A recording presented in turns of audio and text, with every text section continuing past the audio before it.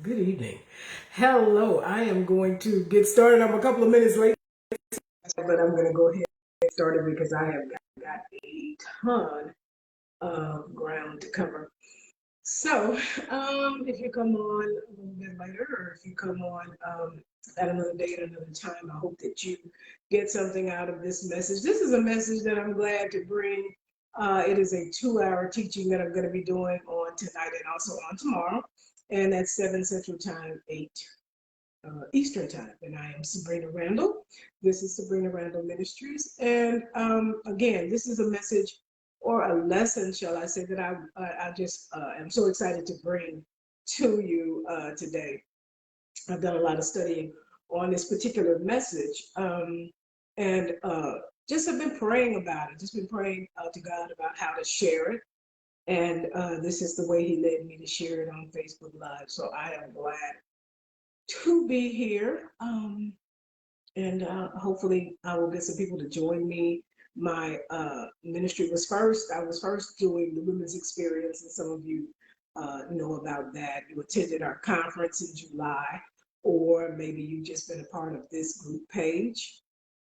Well, I've been trying to just prepare some things that I felt like would be a blessing, especially to those of you that are not in church. I just want to talk a little bit about that though before I get started. A lot of you are not in church, and you are seeking a word from God, and you're trying to figure out what you need to do. And you love the Lord, you know the Lord loves you, but you know also that you're not being fed. And I want you to join me when I do these teachings and do these speeches and different things. I believe that it's going to be a blessing to you, and it's going to help you in your walk with the Lord. Some of you just have not gone back to church after COVID. You didn't go back. You haven't felt led to go back. You don't really know where you want to go. And God told me just to try and feel the void for those of you that have never gone to church. 7 months before Kenny moved in. You that let's see.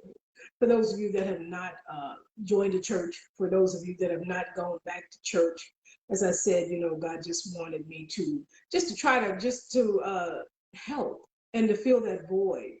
Some of you just are looking, you need a word from God really bad. And so you've joined maybe today just because you're saying, I just want to see what she's talking about, or I just need a word from God and I just am really not connected to any particular ministry. Maybe some of you are just backsliding and you're in a backsliding state. I just wanted to offer up some things that I felt like might be helpful, that might be helpful in your walk. And so that is what this is about. This is the first two-day lesson that I'm going to be doing and going to be presenting. And so I hope that it is a help to you. So having said all of that, I've given some information in the description for this particular live message because I'm going to be covering a lot of ground. And I'm going to be covering a lot of different scriptures, and you won't be able to copy them all down. But if you do want a copy of the scriptures that I am using tonight and coming from tonight, please make sure that you email me at sabrinarandleministries@gmail.com. And if you want to be of a support to the ministry, it is all that I do. I do this. And so if you want to be a blessing to the ministry, please, by all means, you can do that at Cash App, and that's $S, capital S, capital R, ANDLE ministry, MINISTRY. But all of that is included in the descriptions for the message. So let's get started. I do hope that you have a Bible, because as I said, we're going to be going over a lot of scriptures, but I want you to get a clear understanding. And by call, I am a teacher. I am not necessarily a preacher, and everybody that's called by God is, of course, not a preacher. There are teachers, there are evangelists, there are prophets, and different things. So by call, I'm a teacher. So I like to make sure that people understand what the word says. And that is, as a teacher, what we're supposed to do. We're supposed to make sure that people understand the word of God. So I had so much material. I kept saying to God, well, how do I give this in a way that it doesn't take forever to present it? but give it in a way that people understand it, so it's easily understood. And that, because there are some things that we need to build up and we need to tear down in the story of David and as it pertains to Bathsheba. So there are some things that we have to go over, some things that we thought we really understood about this whole thing. And so I want to be able to do that, but I wanted to be able to give it to you in chunks or in ways that you can easily digest it and understand it, and that you can go to the word yourself and that you can understand it. You will hear me, I usually read from the King James Version of the Bible, and so you will hear some things that I am saying, and like I said, I have a lot of ground to cover, so I'll be going fairly quickly. You probably will not be able to write down every scripture that I mentioned, so please do email me if you would like study notes on this particular lesson. I'll be coming on again tomorrow at 7 o'clock live, and I just want to go ahead and get started. So the title of this particular teaching lesson is David and that Bathsheba thing. And I wanted it to be interesting. I wanted the title to be interesting, but I also, have some things that I really want to share that I think are really going to benefit us. And they're going to be things that we can use in our life today, because that's the way I like to teach. It's got to be practical for me. If it's just something that happened back in 1000 BC, okay. But if you can tell me or teach me or show me things, give me tools so that I can use these things in my daily walk, then that's a blessing to me. So I want to go ahead and get started. And again, the name of it is David and that Bathsheba thing. And so I want to just talk a little bit, start out talking about David, because before we talk about David and Bathsheba, it's important, I think, that we talk about David. And so we all know certain things about David. Most certainly we know about David and Goliath. Most certainly we know about that. But before we get there, there's a little ground that we can cover. And what I am trying to do, what I'm attempting to do, is to give us a picture of David before we get to David and Bathsheba, but to give us a picture of David, because David himself is a very complex man. He's very complex. And he is one of the characters of the Bible that I love studying, because there is so much to David. And as I began to, really just study and just to go through different books, and you'll hear me refer to Josephus, who is the writer of the Antiquities of the Jews. And he's a Jewish historian. And he gives very good perspective about what was going on during the time of the Bible. And it's been very helpful for me, along with, as I said, the King James Version of the Bible. So I want to just talk again about David. And we know through scripture that David is the great grandchild of Ruth and Boaz. So we know that. So everybody talks about Boaz, and I want my Boaz, and every single woman wants her Boaz, blah, blah. Anyway, Boaz is the great grandfather of David. So we know that in Ruth, in the book of Ruth, it tells us that in Ruth 4:17, that Ruth and Boaz are his great grandparents. So there are different accountings as to which child David was. We always knew, well, he was the 8th son. Jesse had 8 sons. And so we know that David is the 8th son. And so it says something a little bit different in First Chronicles around 2 and 13. And as well as Josephus's account of it, David is not the 8th, but the 7th son. So if you want to look into that yourself, you can look at 1 Samuel 16 and 10. It said Jesse made 7 of his sons pass before Samuel, before David was called from the field as the 8th son. So it clearly says that in 1 Samuel 16 and 10. But if you go to 1 Chronicles 2 and 13, it says that David was in fact the 7th son. So whichever son he was, 7th or 8th, that's debatable, but that's something that we felt like we always knew. And so as I began to look at different commentaries about whether the Bible was contradicting itself or not, I got some different things on it, but none that I thought that I should bring up now. So as I started out saying, I actually went to God and said, how do I present all of this information so that it's not overwhelming? And the first thing I got was have it over 2 days. Second thing I got was do it in bullet points. So I'm going to be doing bullet points about David and David's life so that we can get an idea of who he actually was. Or as close as we can get to who he was. As I said, he was extremely complex. Complex as a kid, as a young kid, he was complex. And he was complex even as an old man, even until his death at around 70 years old. So bullet points is what you're going to be getting. And we're not going to go over everything that David did because we just can't for time. So I just wanted to get some bullet points out here so that we can learn some things and maybe even go over some things that we already knew about David. So the description of David I found very interesting. David is described as ruddy. That word ruddy means red. So he was kind of red skinned. But Josephus, the Jewish historian, describes David as having a yellow complexion. And so we know Black people, we call them red folks, we call them yellow. I mean, I don't think that it was trying so much as to give us a racial identification as it was just kind of really just trying to give a description of what he looked like. But he was light skinned, okay?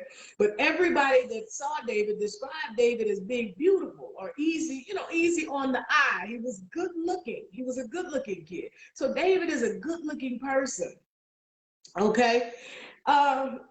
So at the time when we first meet him and he's brought in from the sheep to stand before Samuel, when Samuel anoints him to be the king, David is between 14 and 16 years old. So he's young. And the way we factor this is his 3 older brothers were in Israel's army. And you had to be 20 years old or older to be in the army. So if his 3 oldest brothers were in the army, he had between 3 and 4 brothers in between he and the older brothers, depending on whether you believe he's the 8th or the 7th son. There are 4 boys in between David and the older boys. So David comes in right around 14 or 16, just depending on whether they were stair steps, born right after each other or 2 years apart or however. I think that it's safe to say that he's 14 to 16. I would tend to think that he might be around 15 years old simply because he was shepherding the sheep. And these were the sheep of his family. This is what was their herd, their flock. I don't know what you call sheep, herd, flock, whatever. He's left in charge. And so the job may have been mundane and it may have been boring, but it was very important because there were animals that preyed upon the sheep and he had to be able to protect these sheep. So at 13 years old, he could have been doing it, 14 maybe 15 or 16 is what I'm thinking more his age was, just because of his responsibility. So he's brought in, they were not even going to bring him in. He's brought in with other brothers, and the Lord tells Samuel that's him, anoint him king. So he's anointed to be king over Israel at this time and point in his life. But David is a precocious child. He's a unique child, very unique. He says something of his family in 1 Samuel 18 and 23. They were from the tribe of Judah, and David, they were poor people. They were poor. He says also in 18 and 23 that his family was not a prominent family. So these are poor people from the tribe of Judah. This is where he comes from. His family has no standing. And so he makes that clear. So demons possess King Saul, and these demons come from the Lord. King Saul is the king at the time, and he is overtaken with these demonic spirits. And the only thing that helps him is if someone would come and play the harp and would sing, and that's what would help him to get over what we probably now call, I don't know, something like bipolar. I don't know. Saul was having a real hard go of it. And that was the way that he found some comfort for himself. So he began to look for someone, and one of his servants says to King Saul, because Saul is looking for, I need a minstrel, I need a musician, I need somebody that can play the harp, I need somebody that can play some soothing music. And one of his servants says, in 1 Samuel 16 and 18, he says, I have seen a son of Jesse that is skilled at playing the harp, and a mighty valiant man, and a man of war, and prudent in matters, and the Lord is with him. Now we know, because Saul calls David to play for him, that this man is actually describing David.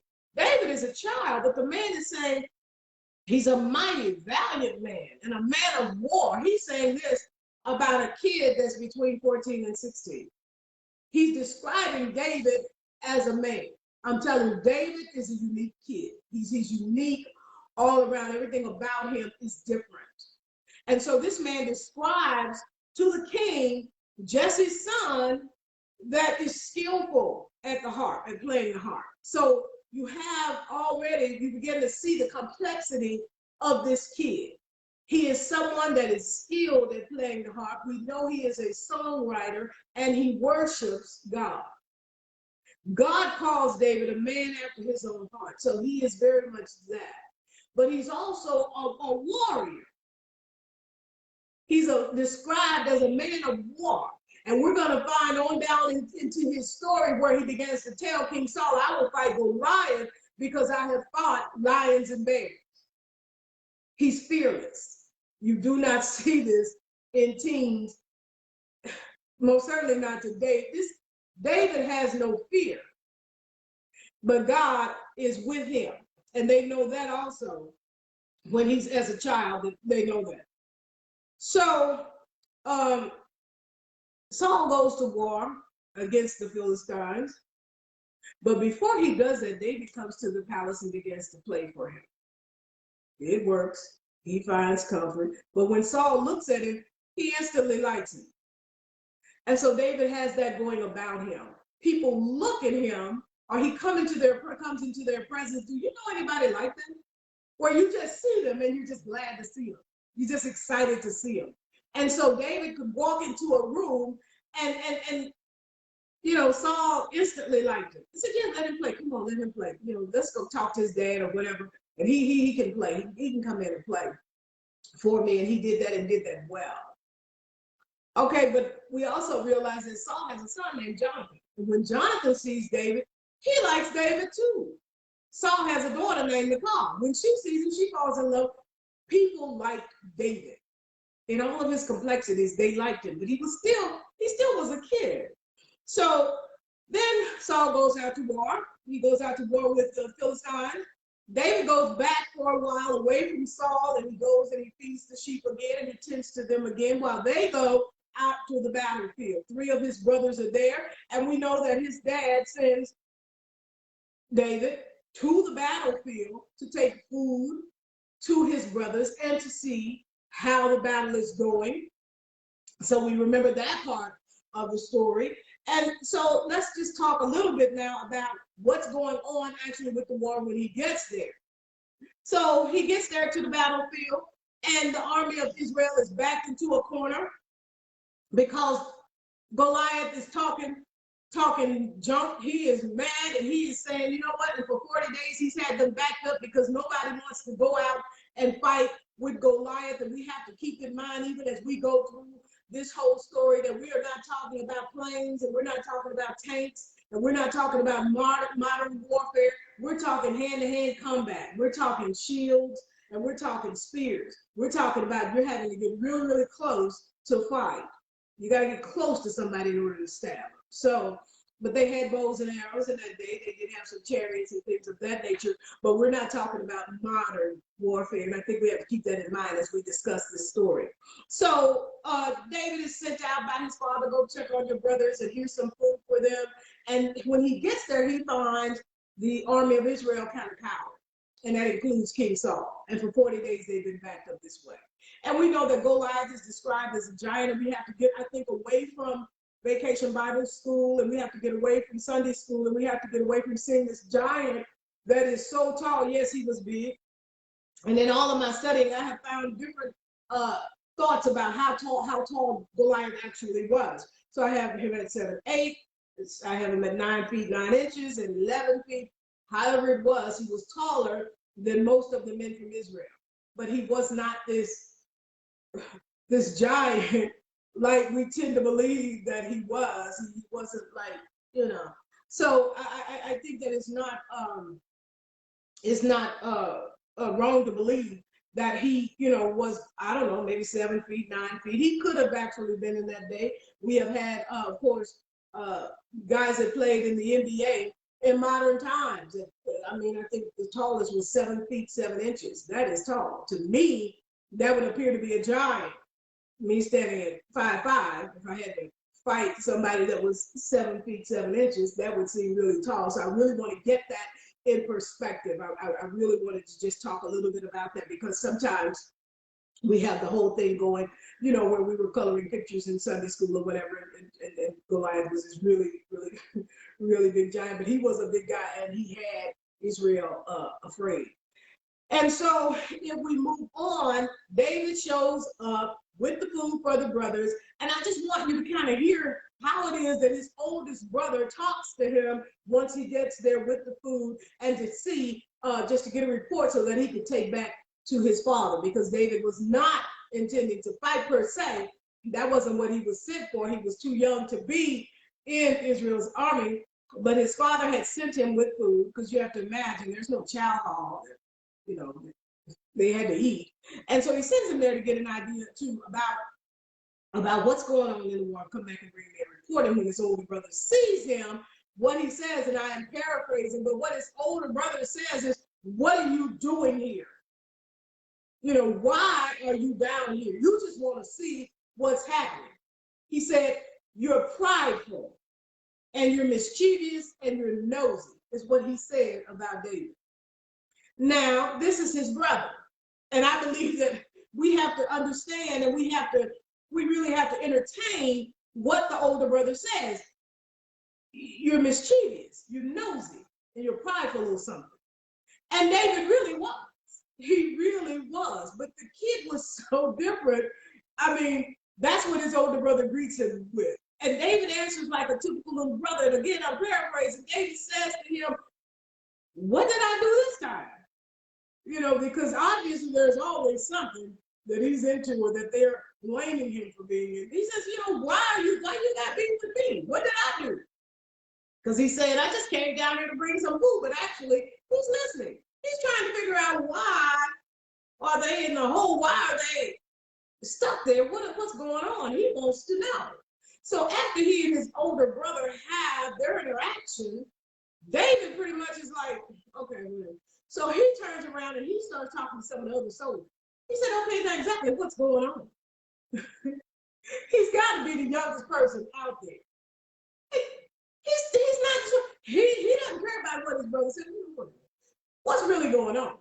And they tell him, you know, people are pretty much afraid to go out and fight Goliath, and the king has made some promises for any man that goes out there and fights him. And David says, "Well, I'll go fight him, you know, because one day he's coming up against God's army."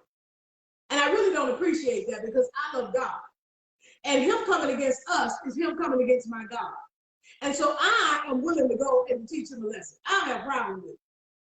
And they're like, "You're a kid." Now, you have to listen to what Saul says about David to understand. Saul says, you're a youth, because the word gets to Saul, "Wait, we got somebody that'll go fight Goliath." And Saul is like, "Okay, bring him on."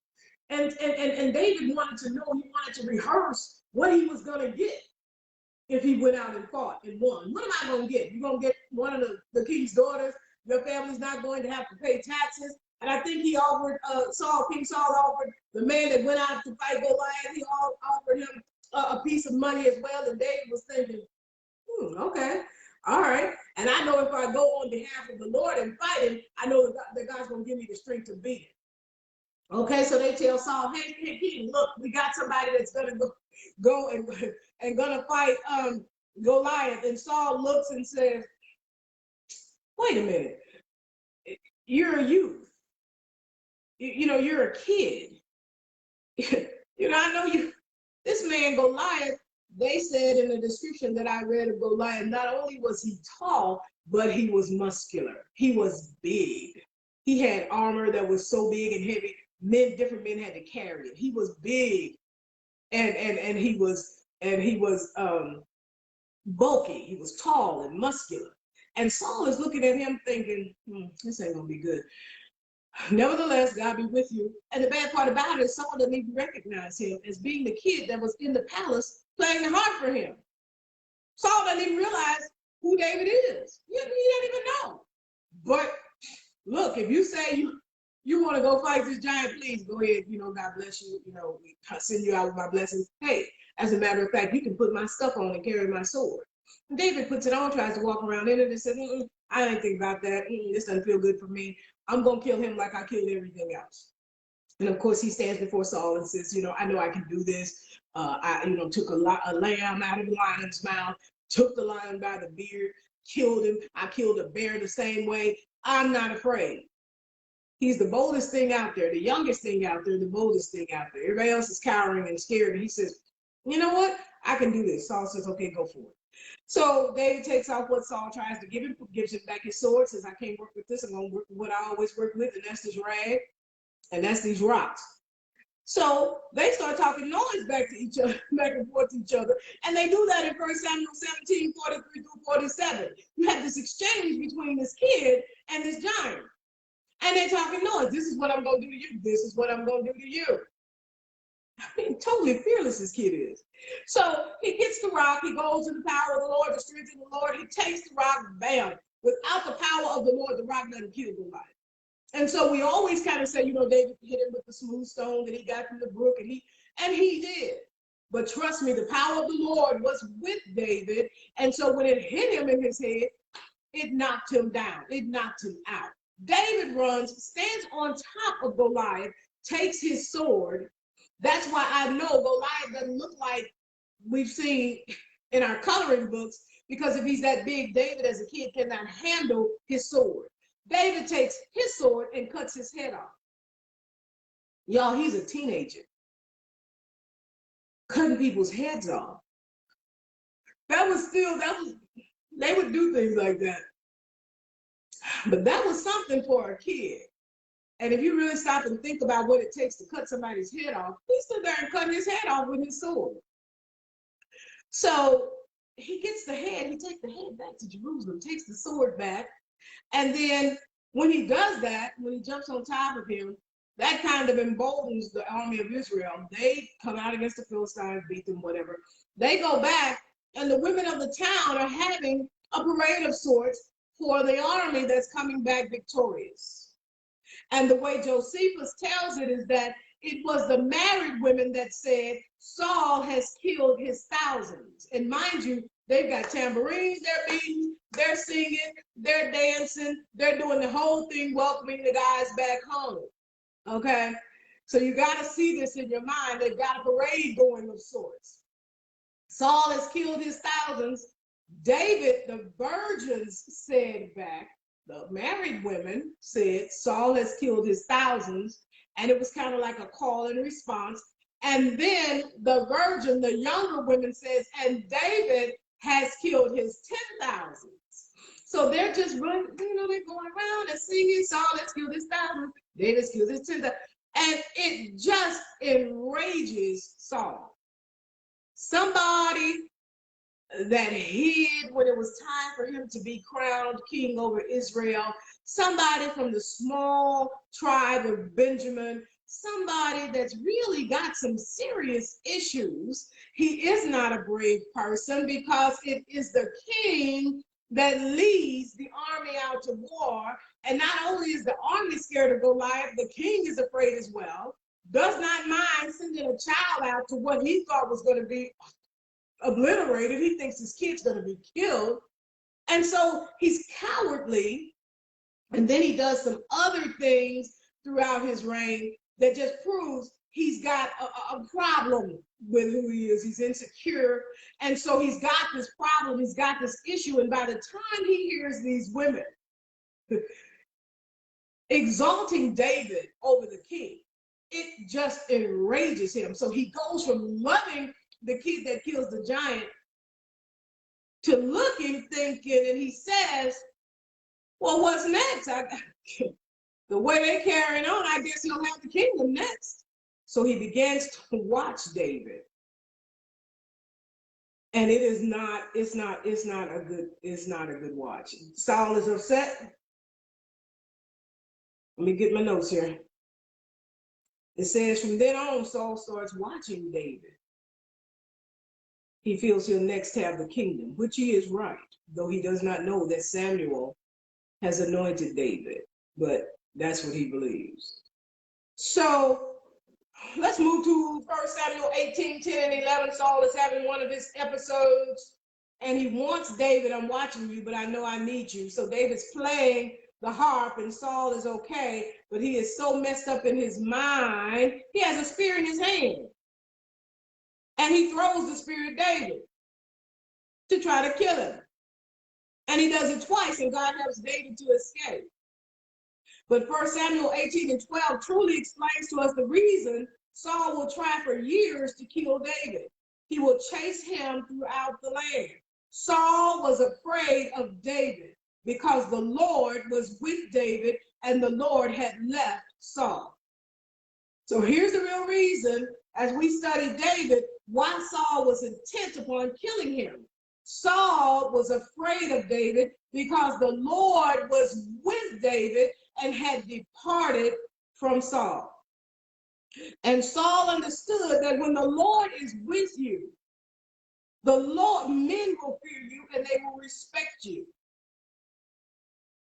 When God is with you, it makes you wealthy and it blesses your family.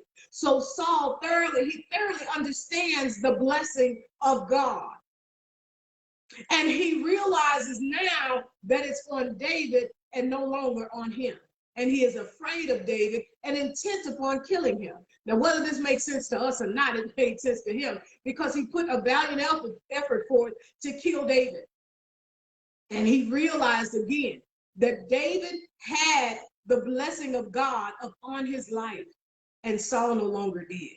And he realized how valuable that is. And we have to realize today how valuable it is to have the blessings of the Lord on your life. It means a lot of things. Saul had respect of men. He was at the head. His family was blessed. Y'all, Saul blessed the tribe of Benjamin, the smallest of the tribes at the time. He blessed them because he was so blessed. And when you're blessed, you can bless other people. If you know what I'm talking about, just say a little bit in the chat. If you are blessed, it allows you to bless other people. You can be so blessed, you can have, just simple example, closets of clothes. You can just be giving them to people, ties and suits and just, giving away cars, giving away, when you're so blessed because the Lord is in your life and has blessed you, you can be a blessing to others. And so Saul knew about the blessings of the Lord as the king, and he knew that he didn't have it anymore. David did. It made him afraid of David, and it made him decide, I am going to kill him. I don't know whether he thought if I kill him, the blessing will come back on me. I'm not exactly sure what he thought, but he did think, I'm going to kill David. And he tried very hard to do it. So I'm not going to go a lot into all of that, but I am going to say that he begins now his campaign to kill David. And he had gone to Jesse after David killed Goliath. He had gone to David's father and said, you know what, I want him to come to the palace full time. In other words, I want him out of the field with the sheep and I want him to come with me. And so his father released him to do that, sent David with gifts to Saul and said, okay, this is what you do. But then you have Saul throwing spears at David, and David is like, he is trying to kill me. David is still a young man. He's probably now 16, 17 or whatnot. And part of the promise for killing Goliath was to get one of Saul's daughters in marriage. And so the first daughter, the oldest daughter, Mira, he was supposed to marry her. David was going to marry her. But Saul turned around and gave his daughter Mira to somebody else. He said, you know what? I'm going to give Michal to David. Michael, Michal, I've heard it pronounced a million ways, whatever. It's Saul's second daughter, his younger daughter. He says, you know what? I'm going to give her to David. And I believe that the father knew something about his daughter because he had believed that she would be a snare to David. He said, so I'll give her to him.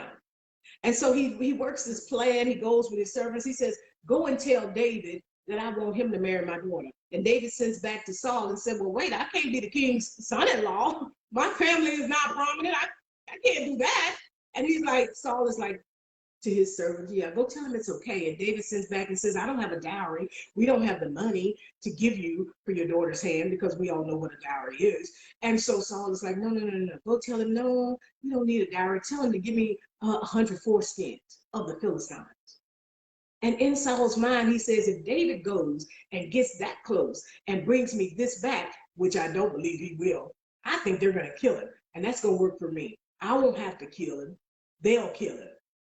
David not only goes and gets 100 foreskins from the Philistines, he goes and brings back 200.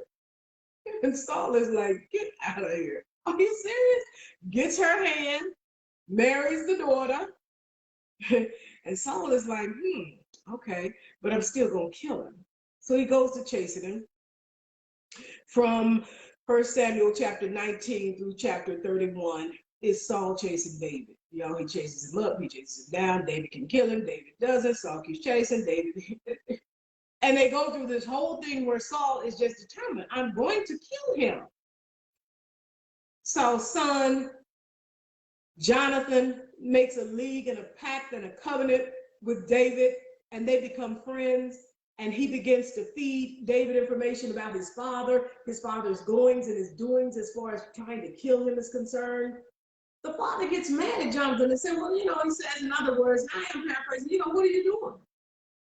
Don't you know that when I'm not king, you're supposed to be the king? And you're telling this guy, and this guy's going to be the king, you're going to get nothing. And Saul attacks his own son and throws a spear at him. Saul is crazy. But Jonathan loves David nonetheless. And it talks about this love and this special bond that the two of them have. But not only does Jonathan love David, Saul's son, Saul's daughter loves David. She adores him. And it tells us in 1 Samuel 18 and 28 that she feels this way about David. She loves David. And so she helps David escape from her father, who is determined to kill David. She lowers David down out of the window. She loves her husband. She lowers him down out of the window so that he can escape, and she lies about his not feeling well. And she wants him to get away and doesn't want her father to kill him, so she helps him. So his children, King Saul's kids, Jonathan, Michal, they are working against their father to help David get away from him. So they keep fighting, they keep running around. Saul and Jonathan die. They end up dying, and I skipped quite a bit, but we need to move on for time's sake. Saul and Jonathan, they both die. The king, King Saul, and his son, Jonathan, they die in 2 Samuel 1 through 10. We can find that. So we find then at that time, David is anointed king over his tribe, which is the tribe of Judah.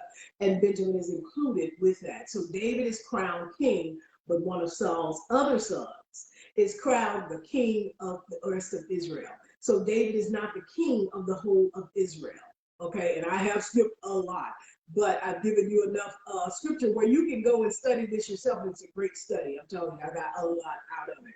So let me just move on because I'm about to wrap up for tonight. And I'm going to be coming on again tomorrow at 7. We're going to be talking about Bathsheba, and then we're going to be talking about David and Bathsheba. But just to wrap this up, we now have David, and David is the king of the tribe of Judah.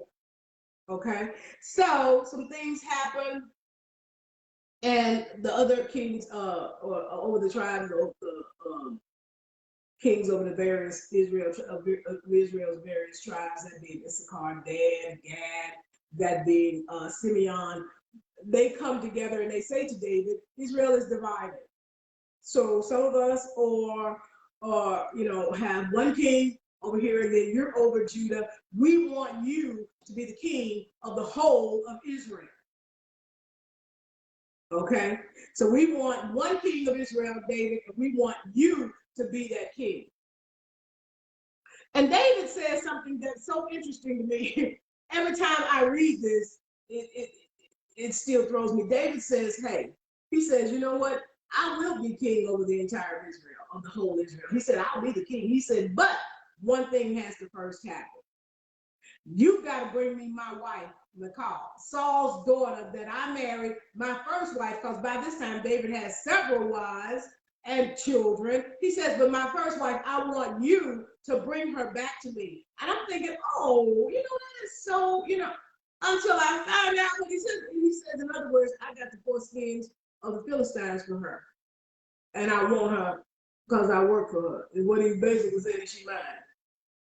Because I'm thinking, the Bible is clear to tell us that she was crazy about him. She adored him in 1 Samuel 18 and 28. But it never says how David felt about her. So he says, you know what? I'll be the king. He says, go bring me my first wife. Bring her to me. And they had to do that. But at that time, she was married to another man. Her daddy had given her to somebody else, King Saul. After she let David down and he escaped from Saul, he had turned around and given her to another man. And it was a very sad accounting of this. You can find it in 2 Samuel 3:15 through 16. This man loved Michal, loved her. They took her from him, and he followed them crying behind this woman until they told him, shut up and stop following us. We're taking your wife. We're giving her back to David. She was first his wife, and he's saying probably something like, but I love her, but her father gave her to me. You got to be king. It was quite ugly. So before we watch her turn her face up to King David as he's dancing before the ark, which we're going to get to, which everybody knows David danced out of his clothes. I will dance like David. Okay, that's a prayer to him. Anyway, so before she looks at him with disdain, we have to make sure that we bring this out, that this girl had married somebody else. Saul had given her to somebody else. And this man loved her enough. He was following her and crying behind her when they took her from him. Okay? So I want to just quickly go over what has happened, because now David is the king of all of Israel, and y'all, he's only 30 years old. So as I close tonight, you have to realize that within 14 to 16 years, David came to play the harp for Saul. He killed Goliath. He married Saul's daughter. Saul chased him all over the land. David fought and won many wars. He married 6 other women by 30 years old and has many children. He becomes king over Judah, and he rules Judah for 7.5 years. And then he becomes king over all of Israel. And he does all of this by the time he is 30 years old. So this concludes my teaching for tonight. I hope you have gotten something. I went really quick. There was a lot of information, but I hope that you've gotten something, because I need you to see David before we see David and Bathsheba and where he is at that point. And I thought, as I tried to give you a better description of David so that you can understand more about what was going on with him when he saw Bathsheba and when he did what he did at that particular point in his life. He has lived a lot of life really quickly, but I just wanted you to really be able to get something out of this about who David is. And maybe you learned something new about David. Maybe we cleared up some things that we always thought about David. But anyway, he is 30 years old. I'm going to stick a pin in it. And I'm going to pick this back up tomorrow at 7 o'clock, and we're going to meet Bathsheba, and we're going to talk a little bit more about where David is at that time. Thanks for joining, guys. Bye.